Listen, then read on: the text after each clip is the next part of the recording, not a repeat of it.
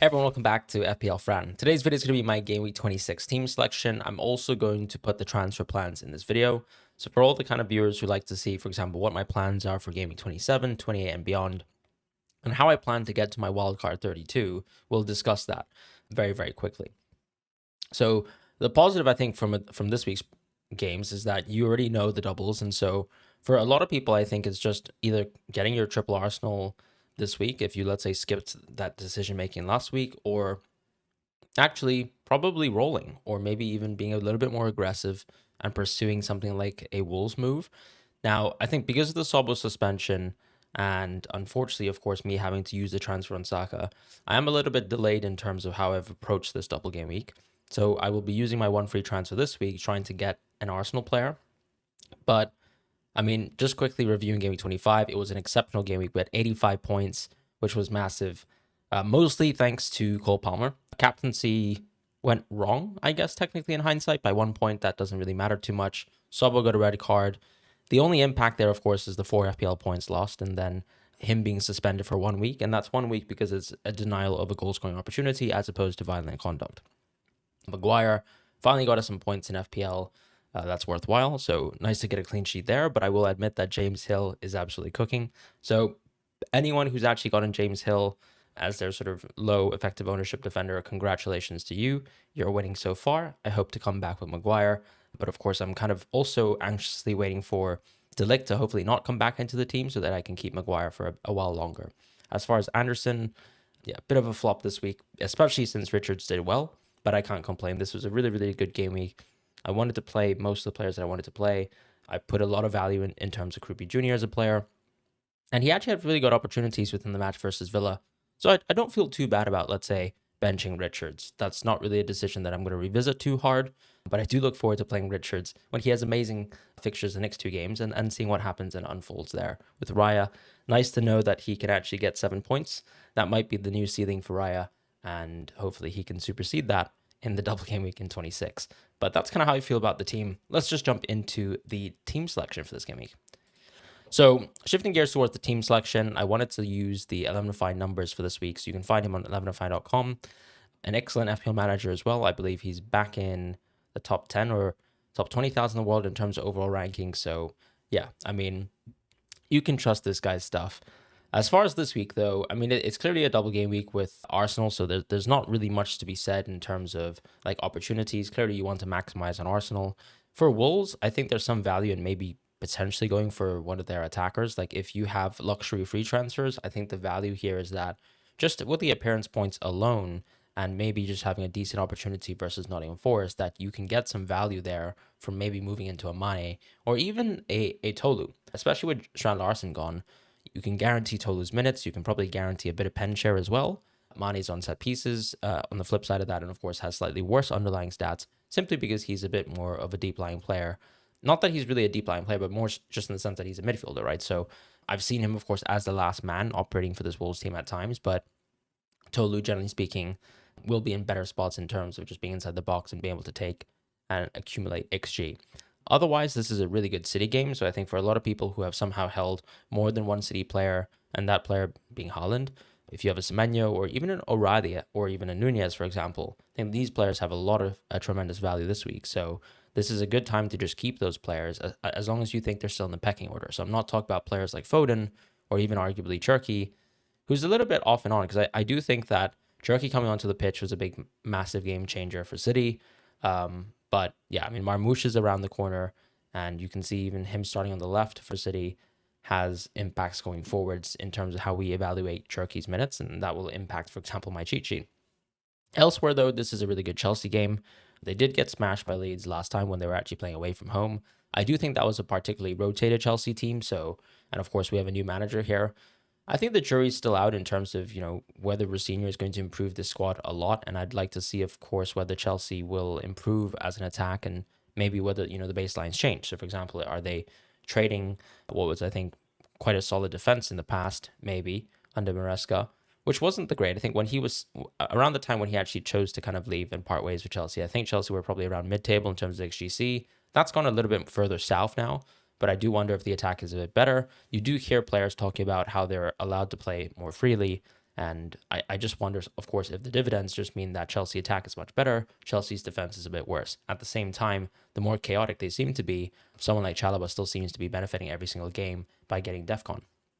Elsewhere, though, I do want to just say you kind of got very both teams to score type games in terms of Villa versus Brighton, Everton versus Bournemouth. So the expected goals for those games aren't particularly high. I wouldn't say clean sheets are great either because they're just simply better, more one-sided fixtures across the board, right? That could be Liverpool as an example, even a Forest if somehow you own Forest players, which is unlikely. But more specifically, I think Crystal Palace is the team to sort of mention here, especially since Crystal Palace do have a blank game week in 31, or are very likely to have a blank game week in 31. That's actually predicated on City advancing in the FA Cup. But I think right now there is an opportunity for a lot of managers to actually punt into Crystal Palace this week. So players like Sarr, who I can't go into myself, or even arguably players like maybe a Lacroix or a Munoz in terms of defense, or a Richards if you want to go cheap. However, of course, the flip side of the coin is that player is most likely going to be a transfer out as well. So do think about that if you don't have a wild card or do have a wild card. I think you still have to somehow circumvent that. And otherwise, this is a great United game still. It's West Ham who have been a pretty poor defense this season. I think they've shown that they've been able to score in most games. So I think this is not a game where I'm expecting, for example, Maguire to do exceptionally well. But I think just given West Ham's struggles with set pieces this season, I'm still going to hopefully think that I have some value from Maguire from that perspective. But yeah, I mean, West Ham have obviously established themselves as a bit of a better team as of late. And that's something to think about in terms of long-term consequences. Otherwise, I think, yeah, that's kind of FPL for now. A lot of Arsenal transfers will be made. Wolves transfers for the luxury. Crystal Palace transfers for the luxury as well. Alternatively, I think for most people who are rolling, the key thing here is just to watch Brentford, right? Brentford have just gotten a great result versus Newcastle, especially Dango as well, who was just exceptional in the Newcastle game and really just has been exceptional since he's come back from AFCON. I kind of mentioned coming off the bench when he substituted Damsgaard immediately and on his first game back, he had already accumulated something like 1 point, more than one NPXGI within his first match. Another great game versus Newcastle, as I mentioned, and yeah, I think going forwards, he's just going to be almost an essential pick at his price point, but it just depends on whether people want to go there. Because you can still kind of go for the Brentford attack by way of a Shade when he gets unsuspended, or just simply going Thiago. But I think doubling up is something that's going to be on a lot of people's plans. I'm a bit behind in that curve because I've clearly not owned Thiago for a while now, but Dango's looming around the corner, and he's probably going to be my Gaming 27 transfer, all things being said. So that's kind of the lay of the land in terms of this game week. Let's quickly jump into my team selection for Gaming 26 for the first double of the season. So the plan for me is to actually go triple Arsenal defense. I kind of considered going for Rice from Enzo Lefebvre, but I think the simple reality is I don't really want Rice after Gaming 26. Do I want Arsenal defense after Gaming 26? Yes, I do. So that's kind of the main consideration there. The fact that there are players like Wirtz with much better fixtures on the horizon after a Sunderland away, the fact that there's also amazing fixtures for Brentford and Dango is as cheap as he is, and Brentford are as good as a team as they have been this season from the attacking point of view, just makes me really want to leave transfers for that. Or even if it's going to cost me, like for example, if I have to take hits because of injuries, I'd much rather change my midfield very, very quickly as opposed to, go into someone like Rice and then move him on. I just like the idea of leaving room for that potential transfer later. I also have a little bit of a hamstrung defense right now because I've got Richards, I've got Maguire, and I've got Mukiele. These are very cheap 4.5 players. Anderson isn't playable in Game 26 because he's got City away. So I think I'm going to part ways with Mukiele. So yeah, Timber is going to come in. Gabriel is going to be in the squad, and we're going to play with Richards and Maguire as well. So that's going to be a 4-back. And there's not much to be said here. I think Richards has a great game, so there's no discussing here. But Maguire and why I've started him is actually because I do plan on benching Krupi Jr. versus Everton away. I think that's a pretty tough offensive fixture for most teams. And whilst Krupi Jr. obviously, he can kind of score in any game, but it's very hard to guess when that happens. And I still think the best guess is still, generally speaking, if you play versus a worse opponent, it's probably going to be better dividends, right? So for example, when I played him versus Wolves, that was kind of the general idea there. Villa, at least that game was at home. This Everton game is going to be away from home. So I'm not really looking forward to playing Krupi Jr. Maguire, as I said, for the set piece element of things, and him actually being able to get DEFCON is quite helpful. One thing to sort of mention in terms of Maguire is that he actually was very close to getting DEFCON in the Tottenham game if you looked at how the game was going before the red card. So I think before the red card, which was around, I can't really remember right now at the top of my head, but probably around, 25, 30 minutes into the game, maybe 29 minutes, actually, I'm thinking about it now. But when Maguire actually, when Tottenham went down to 10 men, Maguire was already at 5 DEFCON or 6. And so at that sort of rate, of course, he was doing very well. I think it was far clear of any of the other center backs. So I'm actually looking forward to, on a normal circumstance, like Maguire being a two-pronged threat in terms of DEFCON sometimes and then set piece sometimes, on top of the usual sort of expected clean sheets. And so far, I think the United defensive numbers have been really good. Now, I will say, of course, playing versus 10 men versus Tottenham is not going to make the sample size look any worse. In fact, it's going to make it look a lot better. But the preceding games under Carrick were really, really good. So far, I'm quite liking the Maguire pick. And we'll see how it kind of falls in the next few weeks. As long as I said, De Ligt is going to be out and doesn't come back soon, or maybe he will take some time to get eased in, which will mean that I can play Maguire for more games. In the midfield, though, shifting gears towards that, I'm going to do Enzo and Palmer versus Leeds at home. It seems like Enzo stepped into a space in FPL, or sorry, not FPL, but rather in the Premier League and this Chelsea team where I think he's maybe a little bit less rotatable than people thought. Sure, of course, Rosenior coming in meant that Andre Santos' minutes could have definitely improved, and I think they clearly have. But the key thing, too, I think, is Enzo's also become an extremely established player within the squad, and his minutes have looked really, really good under Rosenior. So I think he's going to be a really good pick. And in the worst case scenario in the world where maybe in a few weeks' time, I don't have enough free transfers to get into the Brentford or the Liverpool players that I, unfortunately want to own, but might not be able to own if there's, more injuries, more red cards and stuff like that, then I still think owning players like Enzo and even arguably Palmer to an extent are okay, right? Despite the fixtures turning so abruptly after Gameweek 27 versus Burnley at home. So the plan is to sell these players. But for now, let's enjoy them. I will be playing Enzo Lefebvre as well. Of course, the unfortunate piece here is with the Sobo suspension, I do plan on playing Lefebvre. So the question, I suppose, is between whether I play Lefebvre or someone like Krupi Jr. To me, Lefebvre is more a chance of saying, okay, I have a player who kind of is a jack of all trades, master of none, or like a mini Sobo even. I don't think he's a world-class set piece taker, but he does take set pieces. He does also amass DEFCON in some games. We saw him get a lot versus Burnley, but this is going to be such a different game versus Liverpool. I do also maybe question whether he's going to get as many recoveries as he got, for example, in the Burnley match, where I think just the level of play was much lower. So therefore, he was able to kind of dictate and dominate a lot more through the recoveries. And so maybe it's the case where Lefebvre isn't the most exciting pick for Liverpool, but I almost think that he kind of has a higher floor if I'm expecting things like DEFCON, etc. With Bruno, I mean, he's a mainstay on the team. Unfortunately, not a captaincy option in double game week when he's got a single, but he's done good for us lately. And as I said, I've been super happy that I brought him, even going back to the Man City game where he actually had a pretty nice haul there. He's just served us really, really well from an FPL perspective. And in the front line, we'll definitely be playing Ekitike and Haaland. So this is going to be a 4-4-2. I haven't actually fielded 4 defense recently, and part of that is because I've gone much cheaper into defense. So that's kind of meant that I've been trying to get out 3 defenders every single week, as opposed to sort of amassing enough defenders so I can play a 5-back or a 4-back. But this is the type of week where I have to play a 4-back because Sobo is suspended. I am planning to also play Lefebvre, as I said, over maybe some of the other defenders like an Anderson this week, or even a Krupi Jr. But that is a 50-50 sort of decision. Let me know what you guys think in terms of Krupi Jr. versus Enzo Lefebvre. You could probably completely disagree with me, and maybe I'll have a think about this, because I guess, am I really here for the DEFCON? For someone who's not that reliable in DEFCON. So for example, if Enzo Lefebvre was actually Elliot Anderson, I would very comfortably have played Enzo Lefebvre over Krupi Jr. But this is a bit tougher because I think Lefebvre is not nearly as consistent as an Elliot Anderson or even a James Garner. So that kind of makes the decision a bit tougher. But Sunderland at home as well just have been so good this season, where I think it kind of adds towards the value of actually saying, okay, I don't really mind playing Lefebvre, just backing the idea that Sunderland have been just exceptional, as I said, at home. As far as, let's say, decision making this week, would I take any hits?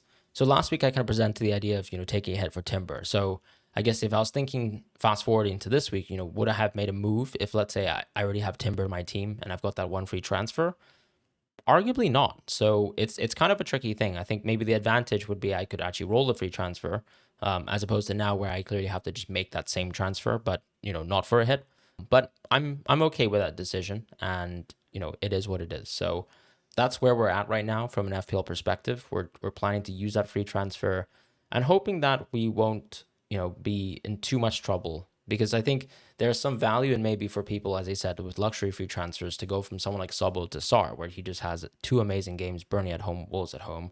But I can't really do that or justify that, I would say, because, okay, I can make that -4, but suddenly later down the line, I'll have to repay that with a hit, or, a transfer that I'm not planning for at this moment in time. So it's hard for me to go to Sar. I just personally plan on having Sobo back in my team when Liverpool's fixture on is anyways generally really, really good from Gameweek 27 onwards. And then I can just bring in the Brentford players that I want to have slowly over 27 or even Gameweek 28, especially since for Gameweek 28, that's the week where I'm probably going to bin off most of my Chelsea players. So the way it's kind of going to work for now is if I make the transfer this week for Jurgen Timber, I will still have two transfers in 27, 28 to make. It's very likely that one of those transfers is Palmer to Verts. It's quite likely that one of the other transfers is going to be someone into Dango.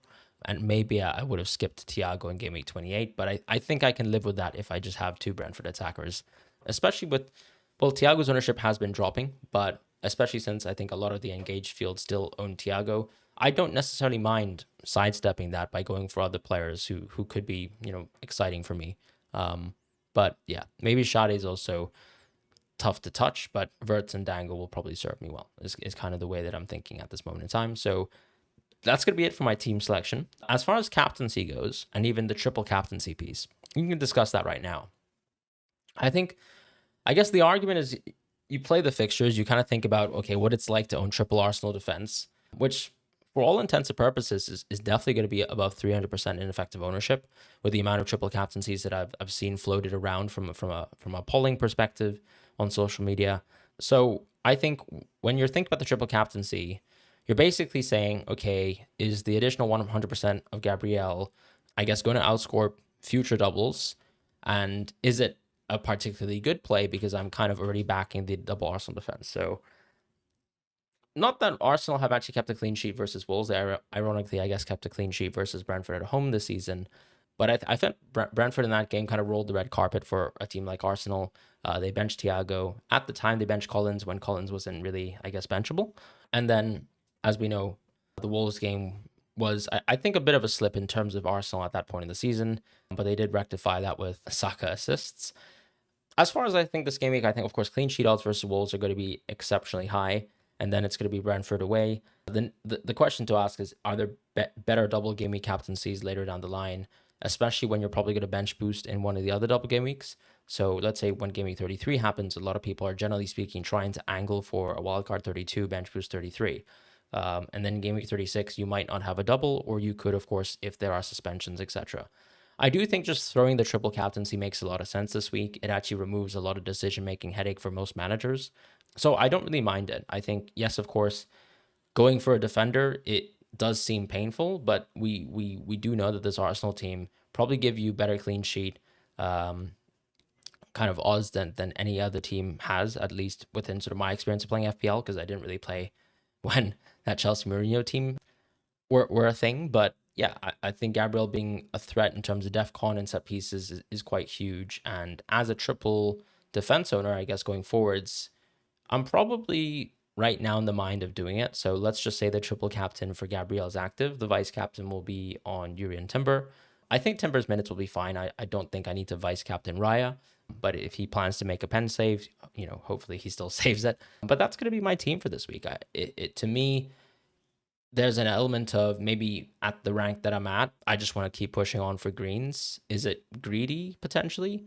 Or are there opportunities to kind of play with a bit more risk and a bit more flavor in terms of triple captaincies? I certainly agree, but I think the fixtures are good enough. And the player here in Gabriel is good enough to justify a potential TC on.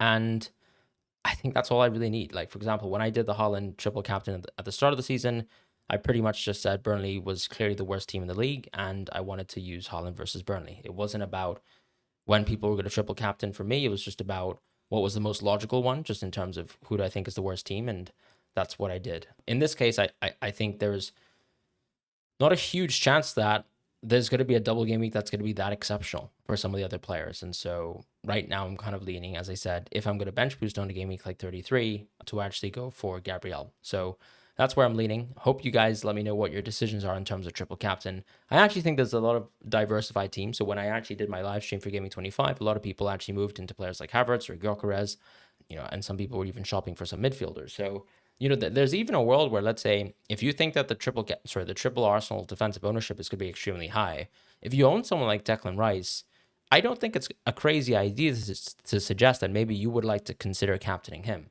In my case, I suppose, because I'm backing the defense, it makes less sense for me to captain someone else, clearly, because all I can do is captain a defender. But I think for people who actually have a Rice, maybe an attacker, there is an opportunity to kind of say, okay, sure, Arsenal are a team tilted towards defense, and sure, we know them for their defense, but there's still chances where you can lose clean sheets. This happens from time to time. I mean, they've had a pretty barren run before recently starting again on getting the 4 clean sheets in 5. So who's to say that you can't advantage yourself from a risk perspective by going for a Rice captaincy? So have a think about that. And yeah, I would like to know your thoughts in terms of triple captaincy as well. So that's going to be it in terms of the team selection. Let's quickly jump into my transfer plans for the next few weeks. Right, so we're back here with my transfer plans here for Gameweek 26. This is using the My Team Pick and Rating tool in Fantasy Football Hub. You can actually find the tool within the link in description below. This is the tool rather that I actually use every single week to kind of manage my decisions and to just let me think about how I want to kind of play out a lot of my game weeks. As far as Game Week 26 goes here, it's not suggesting the same things in terms of what I've decided. I do think I'll play Lefay over Mukiele and Krupi Jr., but it clearly suggests it's quite a close 50-50, I would say, in terms of somehow Mukiele is ahead, probably because there's an element of this team has just been exceptional at home. And then, of course, Lefay has the Liverpool game and, the opportunity, I guess, to not concede more than 2 goals. So I think that there's an aspect there for Lefay. And then, of course, Krupi Jr. has just been quite red hot in terms of ball striking and goal scoring this season. So he just generally has decent expected value, despite sort of being a 65-minute-ish player. So that decision will probably go down to the wire. As I said, I'm probably going to sell Mukiele, if I'm honest. From a fixture perspective, clearly when you kind of look at the numbers, I think generally speaking, Sunderland's fixture run is actually a little bit worse than United's. So despite, for example, Game Week 27, and we can talk about that in a moment, I guess if we actually look at Game Week 27, like what team am I actually fielding here? So yes, of course, it would recommend me to play Mukiele and Maguire, but that's on the assumption that I don't have someone like Yuri and Timber. Once I have Yuri and Timber in the team, there's probably less of a reason for me to necessarily have 4 defenders. I can probably sell one of the 2. So I would have to still make a decision between Maguire and Mukiele as it stands. And every single week subsequent to that, that's kind of the decision that I have to do, especially since I've got Richards with Wolves at home. But then, of course, fixtures do kind of turn a bit worse after that. So, yeah, I have to decide between selling Mukiele and Maguire. I think I'm going to go Maguire and keep him. So Mukiele goes out for me. I buy Timber. That's going to be my team selection for Game Week 26. I think this is as strong as a team I can really get out there. To be honest, like players have Thiago, who doesn't have a great game. I don't have João Pedro, in fairness, within the attacking positions, but I'm quite happy still with Ekitike. And I do think I'll be holding Ekitike going forwards because I'll just have the money to do so, especially when I move Palmer out of my team. And then in Game Week 27, so this is unfortunate with Krupi Jr. on the bench, but as we know, of course, Sabo is suspended, so I would just be playing Krupi Jr. ahead of him or maybe an Enzo Lefay. Game Week 27, I think I'm going to go for a Dango move here. It's a good week for me to still play Sobo, I would say, probably Nottingham Forest away, but we'll see whether I actually end up playing Sobo or Krupi Jr. one over the other. West Ham away is obviously a much better game for Krupi Jr., but the 65 minutes piece of thing always kind of makes me doubt whether I should play him over like a 90-minute player like Sobo. So I look forward to that 50-50. I think the last time I made that decision, I did have Krupi Jr. behind Sobo on the bench, and I got lucky with an auto sub. So we'll see when we revisit that decision. But yeah, so Game Week 27, I think I'm probably just going to go for Dango here. And so going back to the argument of why would I sell Mukiele, I kind of think Richards versus Wolves at home is much better than Mukiele versus Fulham at home. So I don't really mind it too much. If I go Lefay to Dango here, this might actually make my team a bit worse because arguably someone like Enzo is, someone who doesn't have great games with Arsenal away. But I still think that selling Enzo Lefebvre, if I can afford to do so, as you guys can see, it's an extremely tight move. I think Dango will rise to 5.9.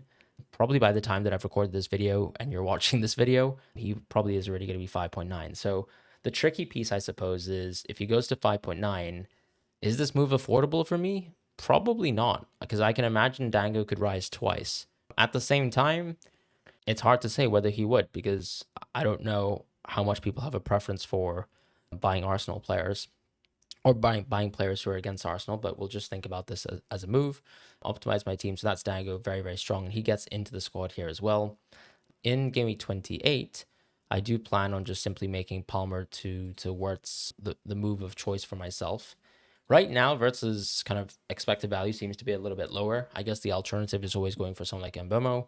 United still have very much a good fixture run from here on out. So it's a case of kind of me betting versus on Liverpool or I guess a little bit more into United. I will reserve judgment for now. I think Mbeumo seems like a great pick, but I also think that Wirtz is still very interesting to me. So I'm probably going to go for Wirtz. Let's see how things unfold. But that's the type of move that still leaves me with a lot of money in the bank. And, that makes things fun in FPL. For Game Week 29, though, as we can kind of go towards here, this is where we, don't have too many decisions to make. Like, this is still a very strong team on my part. So I'm not too worried about the state of my squad. Here on a week, for example, where Enzo's got Aston Villa away, I can see myself actually playing someone like Dango in this match here and keeping the team as is. So really, I think I would like to just roll up until Game Week 31. Game Week 30 is probably not the best week for my team. I think there's an opportunity, for example, where if, let's say, I didn't go so aggressively towards Dango in Game Week 27, I probably could have sold Enzo at some point in time as well, and maybe I've kept Lefebvre. But if I'm pursuing these kinds of moves and Maguire is actually fit, as you guys can see, I don't think my team really suffers too much at all. I would probably be playing Sobo and Wirtz over Maguire and a Krupi Jr. in most of these weeks, except for maybe this Burnley match. But generally speaking, I've got a lot of depth in the team. I've got a lot of decisions to make, and that's just a positive in FPL for me. In Game Week 31, this is the team as it stands, right? So Richards is going to blank. The Arsenal players in my team are going to blank, and Haaland's going to blank. Now, I think the benefit, of course, of just having Dubravka is I don't need to make a goalkeeper move, or rather, that's actually the benefit of owning Raya. But with a lot of free transfers to boot here, I think we just go out of Richards into probably maybe just a Brentford defender on this week, right? So on Game Week 31, you're kind of just dead ending. So you just want a defender who's actually solid. I don't know who that's going to be. It could probably be Vandenberg at this point in time, but we'll just have to kind of wait and see what happens with regards to who's actually playing the Brentford backline, because that's changed almost like every single week after an injury has kind of come out. And the front line's kind of fine, but I think if I remember correctly, there's a really good Aston Villa fixture here. So I think the dead end would work quite well if I just went for someone like Watkins, which, as you can see, is doable. I can probably just go Haaland to Watkins here. I'm assuming that Haaland would actually drop in price a little bit, but this does lose me a lot of sell value in someone like Haaland. So I'll have to kind of monitor that piece as well. And then, yeah, defensively, maybe we can actually just go for cash just to bank on this great fixture. So that's a potential move that I can make. And that all comes from, generally speaking, rolling from a long time out, going back to, like, let's say Game Week 29, right? So I definitely make moves on 27. I definitely make moves on 28. After this point in time, I think 29 plus, it's almost a question of, do I place more faith into United? Do I place more faith into Liverpool? I would have made that decision already in terms of going for Wirtz by then, but I think Dango and Sobo and Wirtz are all really good midfield picks still to have. I'm not saying that they're better than any other team's midfield picks, but these are the players that I already kind of own or want to get to. They have low ownership, and I think they're some of the best picks that are available to us in the midfield position that still have really good expected points, but as I said, have that low ownership. So that's kind of what I'm thinking about.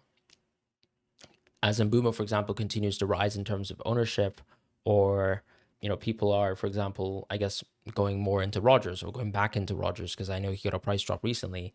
I think my natural temptation is to just kind of play a little bit riskier and just go for some of the other picks that I think can have good competing minutes and have good competing expected value. So that's my general transfer plan. Hopefully it kind of sorts out transfers for most people. I would say just a general point of advice. I am in a very risky position in terms of I've got one free transfer and I'm still using that free transfer this week in Game Week 26 to get an Arsenal player. So I am a little bit behind other managers in the world. But I think, of course, the benefit is Cole Palmer basically gave me a massive gift in terms of that, right? So I don't feel too bad about that because, of course, points are on the board. But for other people who have rolled free transfers, don't fret too much. You're probably actually rolling here in Game Week 26, or you have the opportunity to do quite soft, good moves, like, for example, a Krupi Jr. to a Mane, potentially, or a Krupi Jr. to a Tolu if you have money in the bank.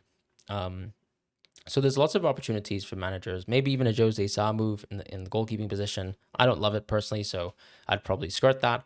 But just to give you ideas in terms of what you can do in this week, whereas I think a lot of us are still going to be saving those free transfers to get deep into Brentford in Game Week 27, 28. I unfortunately, as I said, will be a bit behind other managers, but I guess the advantage that I have is that I've got Palmer and Enzo still for Game Week 27. Whereas maybe people might be a little bit deeper in terms of their Brentford ownership at that point in time. So we'll just have to revisit that and see how things go. But that's me signing off from my team selection transfer plans as well from a Game Week 26 perspective. Thank you guys so much for watching. I'll see you guys soon for more content. Take care and goodbye.